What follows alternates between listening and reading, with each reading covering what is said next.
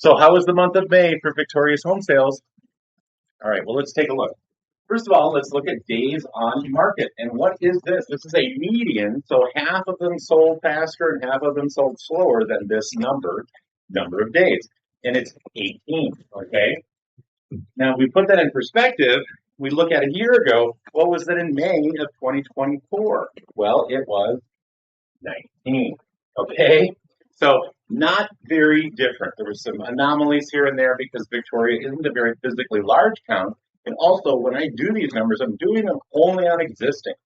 Victoria has a lot of new construction, and it varies from 30% of the listings and sales to 50% of the listings and sales. So that's a lot of new construction. You're going to compete with new construction to a point.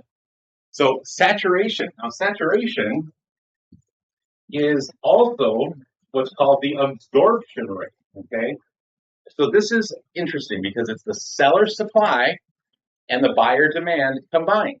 So what this is it's the amount of months that it takes. Did I say that? Am I say enough? Months.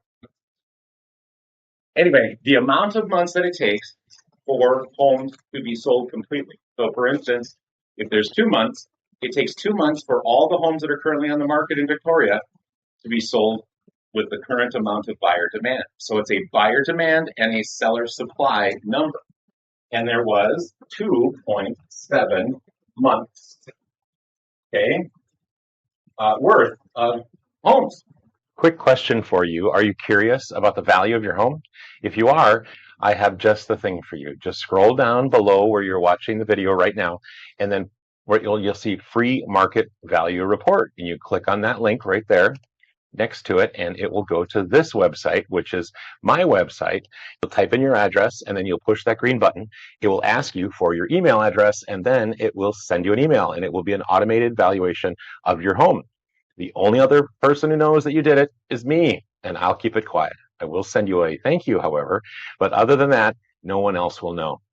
Victoria's home sales are very much affected by new construction, and I know I've talked about that. And by the way, everything before was just existing. So I wanted to add a little new construction context to what's going on in Victoria, right now, and has been for a long period of time. One of the reasons it is a great place to live is last month, 8 new construction homes sold that were in Victoria. 8 of them, okay? All of the homes in Victoria other than new construction were 14 sales.